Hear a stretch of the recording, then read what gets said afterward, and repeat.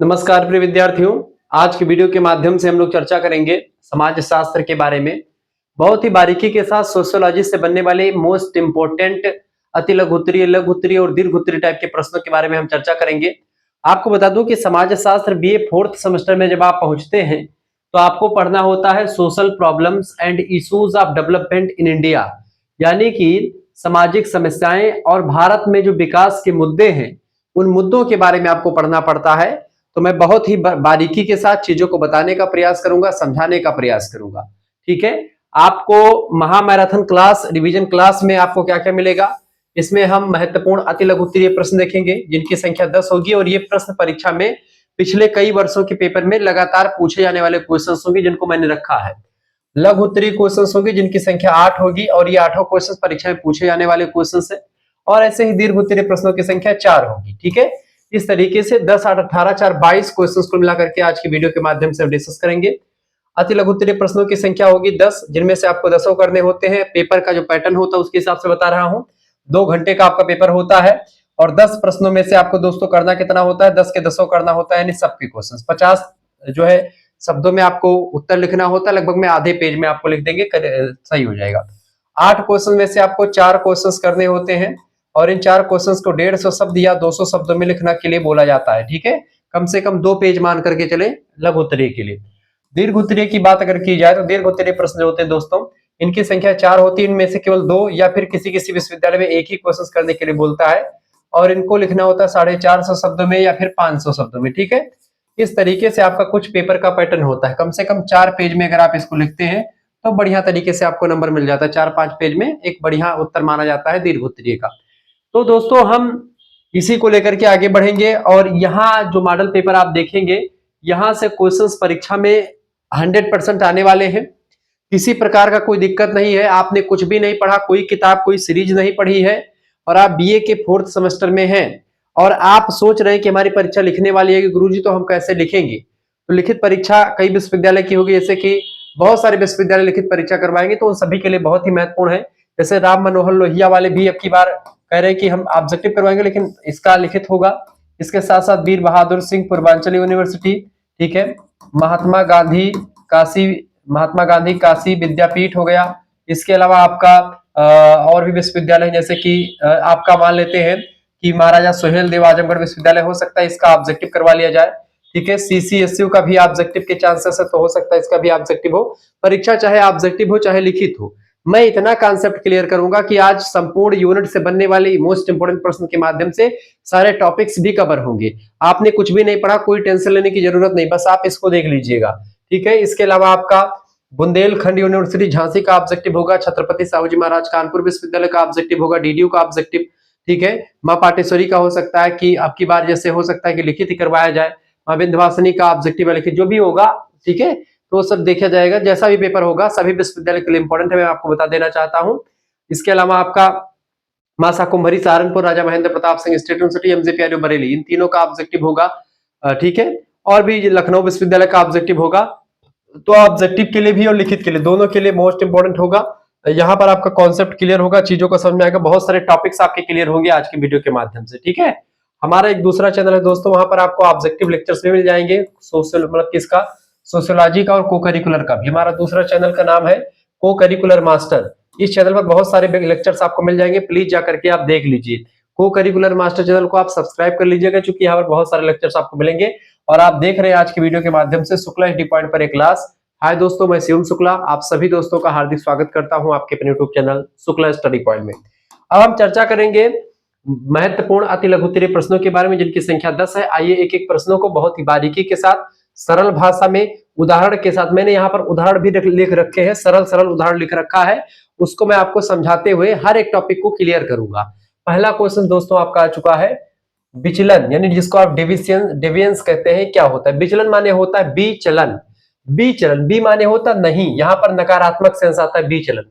चलन माने क्या होता है, जैसे कि कोई समाज है, समाज किस दिशा में जा रहा है और कोई ऐसा व्यक्ति है जो समाज की दिशा में ना जाकर के समाज की विपरीत दिशा में जाए, या समाज की चीजों को ना माने, सामाजिक मूल्यों को ना माने, सामाजिक रीति रिवाजों को ना माने, सामाजिक रूढ़ियों परंपराओं को ना माने, और वो हमेशा समाज जो काम करता है संयुक्त रूप से उस चीजों का विरोध करे या फिर उस चीजों को ना माने, विरोध करे या ना करे, लेकिन वह अपने आप को समाज की रीति रिवाज परंपराओं से अलग थलग माने और वह दूसरे टाइप का काम करे, उस व्यक्ति को विचलित व्यक्ति कहा जाता है। और ऐसा व्यवहार जिस व्यक्ति के द्वारा किया जाता है, ऐसे व्यवहार को विचलन कहा जाता है। इसी को कभी कभी जब संज्ञान में आ जाता है कानूनी तौर पर तो उसको अपराध कह देते हैं, और समाजशास्त्र की भाषा में इसी को विचलन कह देते हैं। जैसे कि समाज में एक जाति की लड़की अपनी ही जाति में शादी करती है, अगर वह लड़की किसी दूसरे जाति के साथ शादी कर लेती है तो वह विचलन का एक प्रकार से इस कैटेगरी में आ जाती है।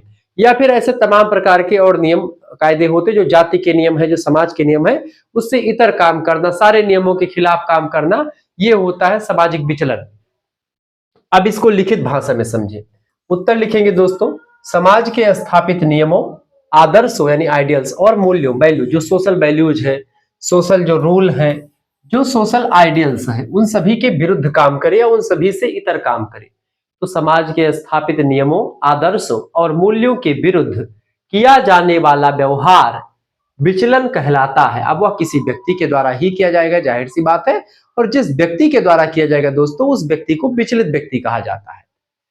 ठीक है।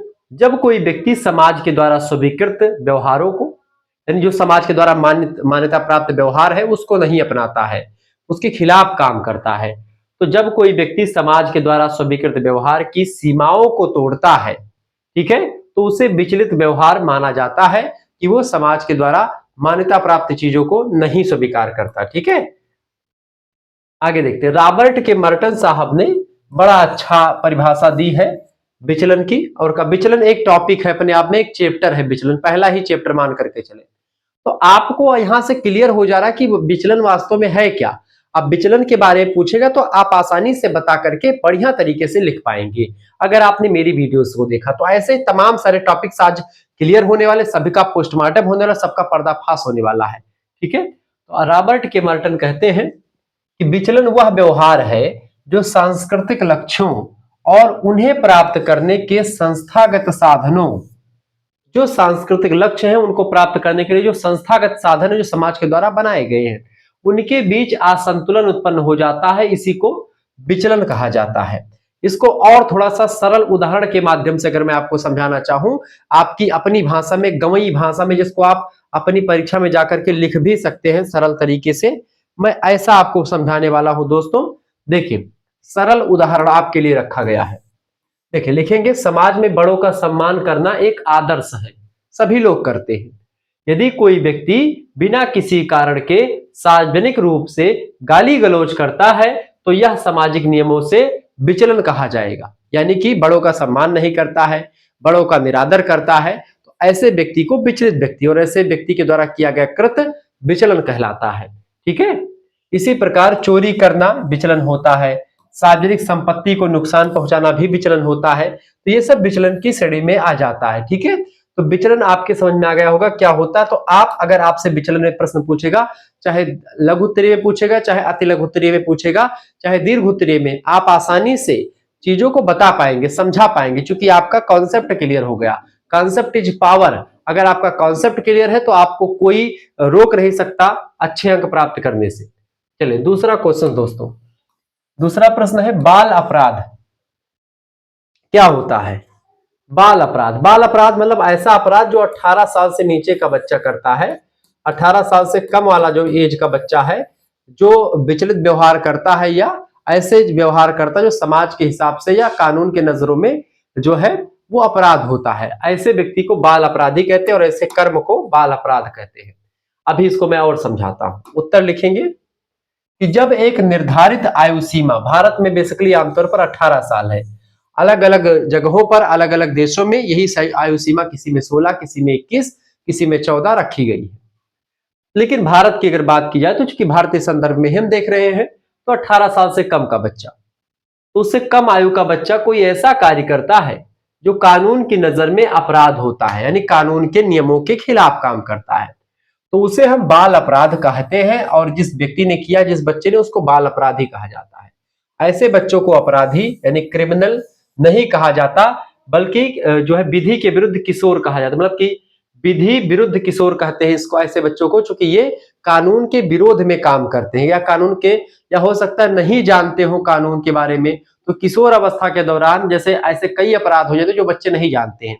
इसीलिए जब बाल अपराधी कोई अपराध करता है तो उसको जो है जेल नहीं भेजा जाता है, उसके लिए एक सुधार गृह की व्यवस्था भारतीय संविधान के द्वारा करी गई है। वहां पर उसको सुधार गृह भेजा जाता है ताकि वो आगे चल करके भविष्य में ऐसे अपराध से मुंह मोड़ ले, ऐसे अपराध को ना करे।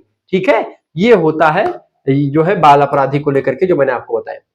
सिरिल बर्ट नाम के एक समाजशास्त्री हुए, उन्होंने कहा कि एक बच्चा तब बाल अपराधी माना जाता है जब उसकी असामाजिक प्रवृत्तियां, यानी सामाजिक नहीं असामाजिक, यानी समाज के नियमों को भी नहीं मानता हो, इतनी गंभीर हो जाए कि उनके लिए आधिकारिक कार्रवाई आवश्यक हो जाए। समाज के द्वारा जो समझाया, जैसे किसी ने चोरी कर दिया तो चोरी करने से माता पिता ने समझाया लेकिन वो नहीं मानता है। अब ऐसी स्थिति में वो क्या करे बेटा, ऐसी स्थिति में वो क्या करे, वो कानून के लिए मतलब कानून में उसका रिपोर्ट दर्ज करवा दिया कि भाई इसका जो कार्य किया है ये जघन्य अपराध है। ऐसे में क्या होगा, उस व्यक्ति को बाल अपराधी कहा जाएगा। सरल उदाहरण के रूप में अगर मैं समझाऊं, यदि 14 वर्ष का कोई लड़का स्कूल से घर लौटते समय किसी की पॉकेट मारता है या नशे की सामग्री बेचता है तो यह बाल अपराध होगा। ठीक है, इसका मुख्य कारण है गरीबी। क्यों ऐसा करता है बच्चा, तो गरीब होगा तो किसी की पॉकेट मारेगा, या बुरी संगत में पड़ेगा तो ऐसा काम करेगा। ठीक है, नशे की सामग्री बेचेगा, या परिवार में उचित देख रेख अगर बच्चे का नहीं होगा तो भी बच्चा ऐसा काम कर सकता है। तो ये इसके कुछ कारण मैंने आपको बताए, और इसका परिणाम क्या पड़ेगा, बच्चा नशाखोरी में युक्त होता जाएगा अगर वो अपराधी बनेगा तो, और उसका जो जितना भी व्यक्तित्व है वो सब जितना निखरना चाहिए तो सब पूरा ढह जाएगा, बर्बाद हो जाएगा। आगे देखेंगे, तीसरा क्वेश्चन आपका आ चुका दोस्तों। प्रश्न है साइबर अपराध के आयाम।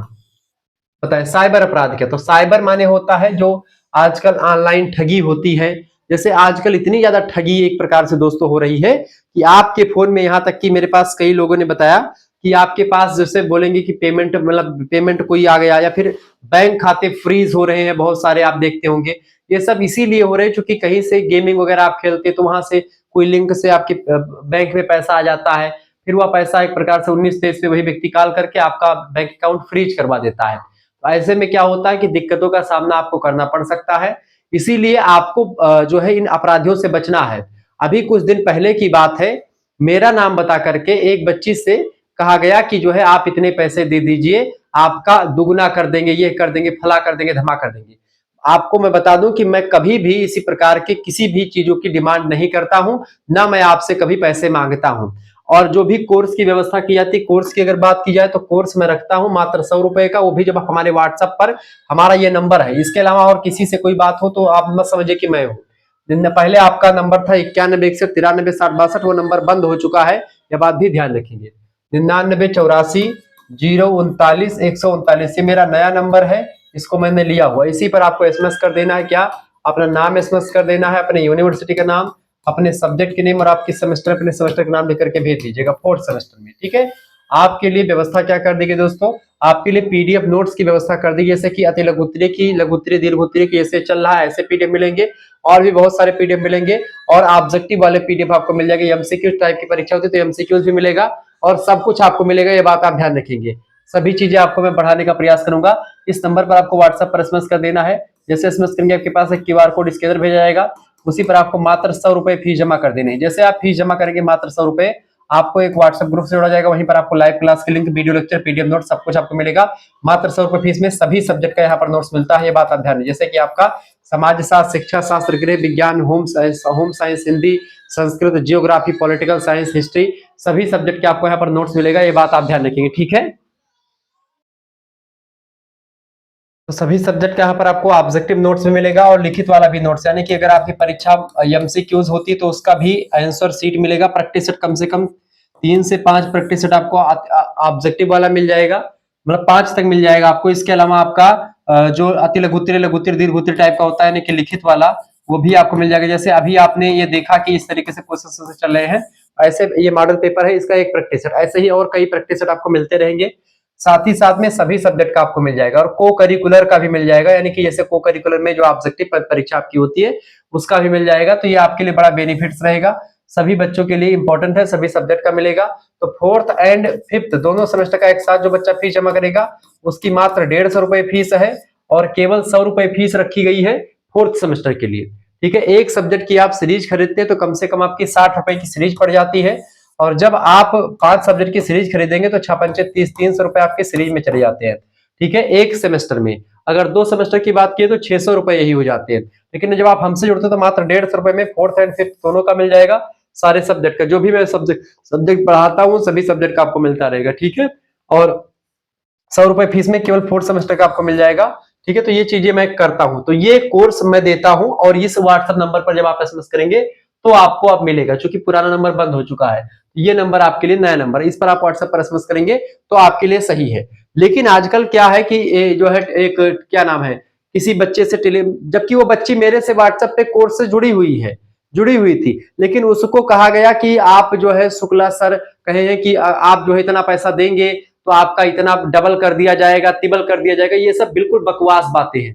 कोई टीचर ऐसा आपसे नहीं कहेगा कि इतना पैसा दीजिए मैं आपको डबल करके दूंगा। ठीक है, कहां से कोई व्यक्ति डबल करके देगा, कुछ भी ऐसे कहां से डबल हो जाएगा बिना मतलब के। किसी कोई व्यक्ति अगर आपसे कहता है, किसी का टीचर का नाम बता करके कि आप हमको इतने पैसे दीजिए हम आपको 10 दिन बाद दे देंगे, कोई भी संस्था कहती है, आप कभी भी मत दीजिएगा, क्योंकि ये सब साइबर अपराध की श्रेणी में आता है। वो सब साइबर अपराधी होते हैं, वो सब ऐसे ही जाल में फंसाते हैं। आपका पैसा पेमेंट करवा लेंगे, और पेमेंट कैसे करवाएंगे, वो अपने अकाउंट पे नहीं करवाएंगे, वो अलग अलग दुकान पर जाएंगे, भैया 2 से 2,000 रुपए भिजवाई थे, दूसरे अकाउंट पे जाकर के भिजवा देंगे, फिर दूसरे से दूसरे पे भिजवा देंगे, इस तरीके से, ताकि अगर उसको निकाला भी जाए डिटेल तो दूसरा व्यक्ति जाकर के फंस जाएगा, वो अपराधी बच करके निकल जाएगा। इसीलिए सतर्कता बहुत जरूरी है। आप लोग खुद सतर्क रहिए। कभी भी कोई भी व्यक्ति बोलता है, आपका आस पड़ोस का व्यक्ति भी आपका, आप देखते हैं आजकल क्या है कि आईडी बना लेते हैं, जैसे कि आपकी फेसबुक आईडी बना लेंगे, आपकी फोटो लगा देंगे और कहेंगे कि आपके रिश्तेदारों से, आपके परिजनों से कहेंगे कि हम बहुत बुरा फंसा हुआ है, हमको जो है 2,000 रुपए भेज दीजिए, 1,000 रुपए भेज दीजिए। कभी भी मत भेजना।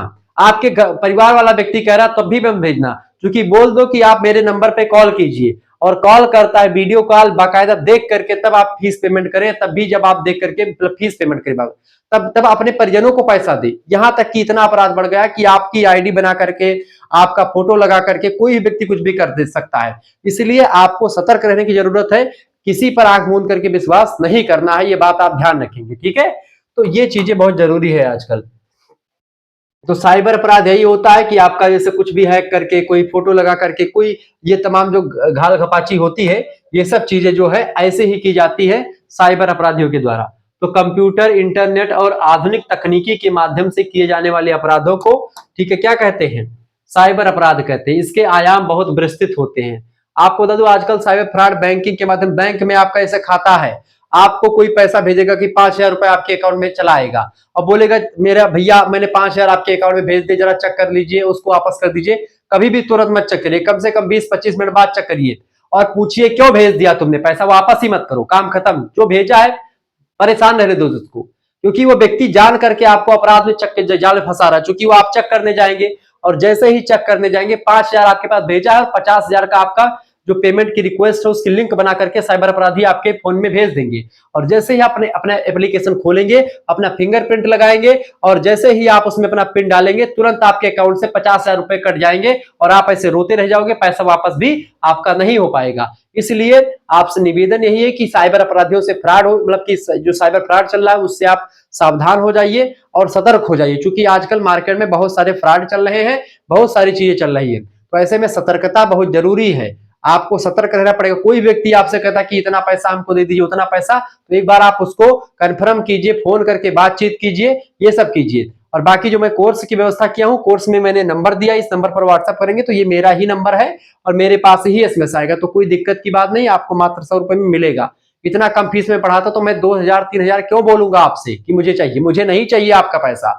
आप लोग पढ़िए, वही बहुत बड़ी बात है, क्योंकि मैं एक गरीब घर से आता हूं, और ऐसे ही कई टीचर्स के नाम बता करके लोग जो है ऐसे करते कि गुरु फलाने गुरुजी ने कहा था, धमाके गुरुजी ने कहा था। अरे कौनो गुरुजी कहा है, कोनो मतलब नहीं, क्यों पैसा न दियो, आपन महतारी बाप तारे की मेहनत से पैसा लेके आवत है, वका तो डबल करे चक्कर में बड़े परेशान हो जाते हो। आजकल तो बच जाओ भैया फ्रॉड से। तो यही सब चीज है। प्रमुख आयाम की अगर बात की जाए, वित्तीय धोखाधड़ी, देखिए ऑनलाइन बैंकिंग फ्रॉड या क्रेडिट कार्ड की जानकारी चोरी करना, ये सब भी साइबर अपराध में आएगा। साइबर मानहानि, सोशल मीडिया पर किसी के खिलाफ गलत जानकारी फैला करके उसकी छवि खराब करना, ये भी साइबर अपराध की श्रेणी में आता है। हैकिंग और डेटा की चोरी करना, किसी की निजी जानकारी या सरकारी डेटा को अवैध रूप से प्राप्त करना, ये भी जो है उसमें आता है साइबर अपराधी में। सरल उदाहरण के रूप में समझे, जैसे किसी व्यक्ति को फर्जी कॉल करके उससे ओटीपी पूछना और उसके बैंक खाते से पैसे निकाल लेना आज के समय का सबसे चर्चित साइबर अपराध बना हुआ है। ये बात आप ध्यान रखें, तो इससे आपको बचना चाहिए। कोई भी व्यक्ति आपसे कह रहा है कि ओटीपी भेज दीजिए, ओटीपी मत दीजिए। जब आपने कोई काम तुरंत, जैसे आप मोटरसाइकिल निकलवाए करके आए हैं, आपसे कोई ओटीपी मांग रहा है तो आप ओटीपी दे सकते हैं, क्योंकि आप तुरंत अभी निकलवा करके आए हैं और तुरंत वहीं पर आप ओटीपी भेज दीजिए। मतलब जो आपके सामने ही किया हो तब भेजिए। दूर से कोई व्यक्ति फोन कर कह रहा कि भैया आपके यहाँ पर एक ओटीपी गई हुई भेज दो, ओटीपी मत दीजिएगा। वन टाइम पासवर्ड होता है, बर्बाद हो जाओगे, पूरा मोबाइल उनके सिस्टम में चला जाएगा। ठीक है, फिर रोते रहोगे, कोई कुछ होगा नहीं, पुलिस नहीं पकड़ पाते जल्दी इन लोगों को। ठीक है, तो परेशान मत होना। चौथा क्वेश्चन, आत्महत्या सुसाइड क्या है? तो जब कोई व्यक्ति जानबूझ करके स्वयं के जीवन का अंत कर लेता है तो उसे आत्महत्या कहते हैं। आत्महत्या का सिद्धांत दिया है इमाइल दुर्खीम साहब ने, एक पुस्तक लिखी दी सुसाइड या ली सुसाइड नाम की, आत्महत्या को लेकर के इमाइल दुर्खीम साहब ने। उसमें उन्होंने आत्महत्या को बहुत बारीकी के साथ समझाया हुआ है। यह एक गंभीर सामाजिक और मनोवैज्ञानिक समस्या है आत्महत्या की। इमाइल दुर्खीम ने अपनी पुस्तक ली सुसाइड में लिखा है कि आत्महत्या शब्द उन सभी मृत्यु के मामलों के लिए प्रयुक्त होता है जो स्वयं मृत व्यक्ति द्वारा किए गए किसी सकारात्मक या नकारात्मक कार्य का प्रत्यक्ष या अप्रत्यक्ष परिणाम होता है। और कोई ऐसा काम करता है, खुद ही व्यक्ति अपना जान ले लेता है किसी कारण के बस। अब वो नेगेटिव कारण हो सकता है, पॉजिटिव कारण हो सकता है, कुछ भी कारण हो सकता है। ठीक है, सरल उदाहरण के रूप में अगर समझे आत्महत्या को, देखिए कोई छात्र परीक्षा में असफल होने के डर से या कोई व्यक्ति कर्जा के बोझ के कारण से पंखे से लटक करके अपनी जान दे देता है, यह अपराध की श्रेणी में आता है। ये भी एक आत्महत्या करना भी एक अपराध है। कायर व्यक्ति आत्महत्या करते हैं, ठीक है, तो इसे आत्महत्या माना जाता है। दुर्खीम इसे एक सामाजिक तथ्य मानते हैं, सोशल फैक्ट मानते हैं। समाज ऐसा ऐसा एक इन्वायरमेंट क्रिएट कर देता है जिससे व्यक्ति जो है आत्महत्या करने पर मजबूर हो जाता है। इस तरीके से उन्होंने बताया। अगला क्वेश्चन है दोस्तों, अहंगवादी आत्महत्या क्या होती है? Egoistic suicide. देखिए इमाइल दुर्खीम ने 4 प्रकार की आत्महत्या के बारे में बताया, उसी में से एक आत्महत्या है अहंगवादी आत्महत्या। समझते हैं क्या है? यह आत्महत्या का वह प्रकार है जब व्यक्ति समाज से पूरी तरह से कट जाता है, समाज से उसका मेल मिलाप नहीं रहता है और अत्यधिक व्यक्तिवादी हो जाता है या व्यक्तिवाद का शिकार हो जाता है। खुद के बारे में ही सोचता है, खुद को ही सब कुछ, मतलब उससे समाज से कटा कटा रहता है। जब व्यक्ति अपने समूह या अपने परिवार, अपने समाज के साथ, ठीक है, एकीकरण बहुत कम हो जाता है तो वह अकेलापन महसूस करता है और अकेलेपन में वह आत्महत्या कर लेता है, तो उसी को बोलते हैं अहंगवादी आत्महत्या। इमाइल दुर्खीम के अनुसार अहंगवादी आत्महत्या तब होती है जब समाज व्यक्ति पर अपना नियंत्रण खो देता है, यानी समाज जो होता है उससे व्यक्ति कट जाता है, समाज के नियमों को नहीं मानता, समाज से हट जाता है या समाज अपना नियंत्रण उस व्यक्ति पर खो देता है और व्यक्ति स्वयं को समाज से बड़ा या अलग समझने लगता है। ऐसे व्यक्ति अहंगवादी व्यक्ति होते हैं और जब वो आत्महत्या करते हैं तो उसको हम अहंगवादी आत्महत्या कहते हैं। सरल उदाहरण के रूप में अगर मैं समझाऊं, जैसे एक व्यक्ति जो ना तो परिवार से जुड़ा हुआ है और ना ही समाज की गतिविधियों में भाग लेता है, जब वह किसी संकट में पड़ता है और उसे सहारा देने वाला कोई नहीं होता, क्योंकि जब आप किसी का सहारा बनेंगे तब आपका सहारा कोई देगा ना, ऐसे थोड़ी ना दे देगा। इसीलिए समाज से जुड़ करके ही रहना चाहिए। अगर आप गांव में रहते हैं कहीं पर भी तो 4-5 लोगों से आपका हित मित्र रहना चाहिए, ताकि कभी भी कोई संकट पड़े तो वो मित्र आपके साथ में आए और आपकी रिस्पेक्ट करें, आपकी मदद करें। ठीक है, तो ऐसे उनको सहारा देने वाला कोई नहीं बचता है और तो वह अकेलेपन की वजह से अपनी जान दे देता है। ठीक है, अगला क्वेश्चन, छठा प्रश्न आपका आ चुका, निर्धनता। पॉवर्टी क्या है? पॉवर्टी का अर्थ बताएं। सारे प्रश्न परीक्षा में 100% आने वाले हैं। देखिए निर्धनता वह स्थिति है दोस्तों जिसमें व्यक्ति अपने जीवन की मूलभूत आवश्यकताएं जैसे भोजन, कपड़ा और मकान, रोटी कपड़ा मकान ये जीवन की मूलभूत आवश्यकता है। तो निर्धनता में क्या होता है कि जब वो रोटी कपड़ा मकान भी उसके पास नहीं होता है, पूरी करने में असमर्थ होता है, अपनी जीवन की जो एक मूलभूत आवश्यकता है इसको पूरा नहीं कर पाता जो व्यक्ति, वह व्यक्ति गरीब होता है, वह व्यक्ति निर्धन होता है। या केवल धन का अभाव नहीं बल्कि अवसरों का अभाव होता है, क्योंकि उसके पास अवसर नहीं, ना तो भोजन मिलने का, ना ही कपड़ा, ना ही मकान। ठीक है, जब ये जीवन की मूलभूत आवश्यकताएं नहीं पूरी कर पाता है वो, तो उसको निर्धन व्यक्ति कहा जाता है। एडम स्मिथ जो एक बढ़िया अर्थशास्त्री हैं, इन्होंने कहा कि निर्धनता वह स्थिति है जिसमें व्यक्ति को उन वस्तुओं का अभाव होता है जो जीवन के निर्वाह के लिए अनिवार्य मानी जाती है, यानी जीवन जीने के लिए जरूरी मानी जाती है। उन चीजों की कमी हो जाना ही निर्धनता कहलाता है। सरल उदाहरण के रूप में अगर मैं समझाऊं, यदि परिवार के पास रहने के लिए छत नहीं है और उन्हें 2 वक्त का शुद्ध भोजन भी उपलब्ध नहीं हो पाता, ठीक है, तो वह परिवार गरीबी रेखा के नीचे या निर्धन माना जाता है। ये बात बिल्कुल सटीक है। 7वां क्वेश्चन आप देखेंगे दोस्तों, प्रश्न है विस्थापन, डिस्प्लेसमेंट का क्या अर्थ है? डिस्प्लेसमेंट मतलब विस्थापन, लोगों का अपने मूल निवास स्थान को छोड़ करके किसी अन्य स्थान पर जाकर के रहना, ठीक है, इसी को क्या कहा जाता है? इसी को कहा जाता है बेटा विस्थापन। यानी जैसे हो सकता है किसी इलाके में बांध बनने के लिए कोई वो आया है आफर, या जो है सड़क जा रही है, सड़क के आसपास, सड़क के जो सामने जितना भी रोड वो पड़ेगा, जितना भी झुग्गी झोपड़ी पड़ेगा या जिसका महल दुमहला पड़ेगा, सब गिर जाएगा। तो उसके स्थान पर उसको दूसरे स्थान पर कहीं पर खेत दिया जाएगा, कहीं पर उसको जमीन दी जाएगी। जैसे अभी अयोध्या में मेरे मामा का घर पड़ता है, वहां पर क्या हुआ दोस्तों कि एयरपोर्ट बन रहा था। अब जितने भी लोगों का एयरपोर्ट में जमीन आई, जितने भी लोगों का घर आया, उन सभी का घर टूट गया। अब जब घर टूटा तो उनको अलग स्थान पर मुआवजा दिया गया, भाई जो मार्केट वैल्यू है उस स्थान की, उस उतना उनको जो है पैसा मिला, ठीक है, एयरपोर्ट बनने के लिए। तो वो पैसा मिला और उस पैसे से उन्होंने अलग घर बनवाया जा करके। तो ये होता है विस्थापन। जब कोई सरकारी कामकाज होता है, फिर बाढ़ आ गई या सुनामी आ गई या ऐसे तमाम प्रकार की वजह हो सकती है जिसकी वजह से लोग एक स्थान को छोड़ करके दूसरे स्थान पर जाकर के बसते हैं। इसी प्रक्रिया को विस्थापन कहा जाता है, डिस्प्लेसमेंट। तो लोगों का अपने मूल स्थान या मूल निवास स्थान को छोड़ करके किसी अन्य स्थान पर बसने के लिए मजबूर होना, या अवसर या अक्सर बांध निर्माण के समय में, जैसे बांध बनता है तो आसपास के इलाकों में पानी भर जाता है, इसकी वजह से पूरा एरिया खाली करना पड़ता है। तो बांध निर्माण, औद्योगिकरण या प्राकृतिक आपदा, बाढ़ भूकंप आ गया, उसकी वजह से स्थान खाली करना पड़ता है। विकास की परियोजनाओं की वजह से जब किसी गांव या क्षेत्र के लोगों को वहां से हटा दिया जाता है तो उसे विकास जनित विस्थापन कहा जाता है, ठीक है, ये बात आप ध्यान रखेंगे। जैसे इसको और उदाहरण के रूप में समझें, जैसे नर्मदा बचाओ आंदोलन चला था, उसके दौरान नर्मदा बचाओ आंदोलन जो हुआ था, क्यों हुआ था? इसी विस्थापन को रोकने के लिए हुआ था, क्योंकि नर्मदा नदी पर बांध बन रहा था। उसके दौरान बांध बनने की वजह से हजारों आदिवासियों को अपने पुश्तैनी घरों को छोड़ना पड़ा। उनके लिए नया घर और रोजगार ढूंढना ही विस्थापन की सबसे बड़ी चुनौती थी। ये बात आप ध्यान रखेंगे। तो इस तरीके से आपको तमाम चीजें दिखाई पड़ती है समाज में, ठीक है। आगे बढ़ते हैं, उन चीजों को जानने का प्रयास करते हैं। वीडियो को लाइक कर दीजिएगा, चैनल पर अगर नए हैं तो प्लीज चैनल को सब्सक्राइब कर दीजिएगा।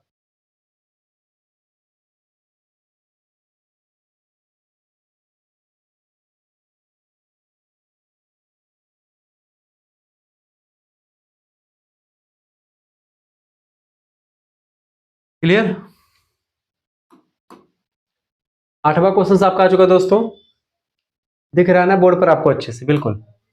8वां प्रश्न, बुजुर्गों की प्रमुख समस्याएं, मेन प्रॉब्लम्स ऑफ एल्डरली, यानी कि बुजुर्गों की समस्या आजकल बहुत ज्यादा है।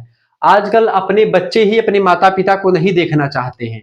आपको बताते हुए मुझे बड़ा जो है दुखी फील हो रहा है कि चूंकि जब बच्चे बड़े हो जाते हैं तो अपने माता पिता को ही वो भूल जाते हैं, और माता पिता को भूल जाते हैं तो ऐसे स्थिति में क्या होता है दोस्तों, आपको बताने का प्रयास करूंगा। 1 मिनट में थोड़ा सा और इसको, ठीक है।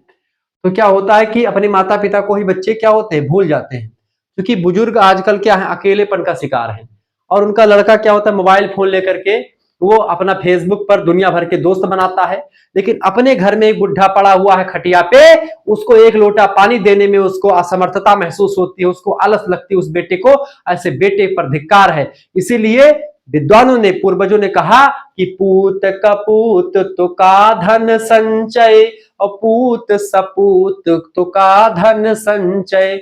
अच्छा, होता यह है दोस्तों कि वृद्ध लोग, पुरनिया लोग जो होते बेचारे, अपना पूरा जीवन अपना खेती पाती बचाने के चक्कर में, अपना कमाने के चक्कर में पूरा जीवन अपना तबाह कर देते कि मेरा बच्चा सरकारी स्कूल, सरकारी नौकरी पाएगा, मेरा बच्चा जो है बड़े स्कूल में पढ़ेगा, मेरा बच्चा जो है उसको टाफी और चूरन के लिए भटकना नहीं पड़ेगा, तरसना नहीं पड़ेगा समोसा खाने के लिए, ठीक है।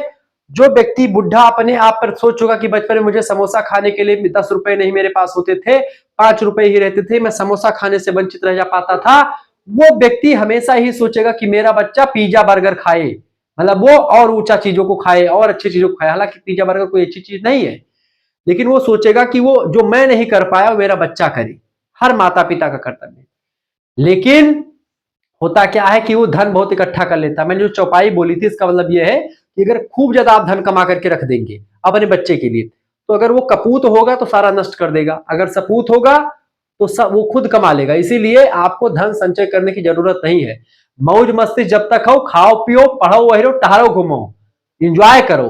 बाकी बुढ़ाई जाबो क्यों एक लोटा पानी दवैया ना हुए या का ध्यान रखो। तो जब तक तोरे शरीर में बल है तब तक मौज मस्ती कर लियो। और ना ही आराम से बढ़िया खटिया पल्ला रहबो और माछी कटी है क्यों हकावे वाला ना मिले, ये का ध्यान रखे रहो। तो बुजुर्गों की समस्या आज भारत में कुछ ऐसी ही है। ठीक है, इसमें होता क्या है दोस्तों, बढ़ती उम्र के साथ बुजुर्गों की शारीरिक, मानसिक और सामाजिक समस्याओं का सामना करना पड़ता है। अच्छा, बुजुर्ग लोग 60 साल से ऊपर हो जाए तो सठिया जाते कहते हैं। ठीक है, अब होता क्या कि इनका दिमाग थोड़ा सा हमेशा गाली गलौज बोलना हुआ या थोड़ा सा उठपटांग बोलना हो, तो अब जवान लोग जो है उसको सुनने से या हरदम खटिया पर कुछ करे धरे खाई नहीं, गरिया उतर रहा था हरदम ऐसे हुए। लेकिन वो गाली नहीं है, वो आशीर्वाद है, ऐसा मान करके आपको उनकी सेवा करनी चाहिए। प्रमुख समस्याएं, स्वास्थ्य, देखिए पुरानी बीमारियां और शारीरिक कमजोरी की वजह से बुढ़े लोग परेशान रहते, दर्द रहता शरीर में, पहली समस्या। दूसरी समस्या अकेलापन, सबसे बड़ी समस्या यही है। व्यक्ति बहुत ज्यादा टेंशन में शारीरिक दृष्टि से मजबूत ना हो, लेकिन अगर उसका परिवार उसका साथ ना दे तो फिर दिक्कत हो जाती है। संयुक्त परिवारों के टूटने से बुजुर्गों के भावात्मक सहारा नहीं मिल पाता है, और जब बंटवारा हो जाता है उसमें घर में, तो 4 दिन उनके यहाँ खाते हैं, 4 दिन उनके यहाँ खाते हैं, ऐसी समस्याओं का सामना करना पड़ता है। तीसरी बात, आर्थिक असुरक्षा, सेवानिवृत्ति के बाद आय का साधन नहीं होता है। जैसे सरकारी नौकरी करते थे तो फिर आय का साधन नहीं रहता है, और ऐसे बुजुर्ग जो सरकारी नौकरी नहीं, जो बेचारे खेती पाती करते थे, उनका तो कोई सहारा नहीं बचता है। ठीक है, उनको वृद्धाश्रम में भेज देते हैं। सरकारी नौकरी वाले को वृद्धाश्रम में, शहरों में ज्यादा वृद्धाश्रम में भेजते हैं, गांव में तो बड़ा इज्जत बचाने के लिए, लोक लाज के लिए बच जाते हैं।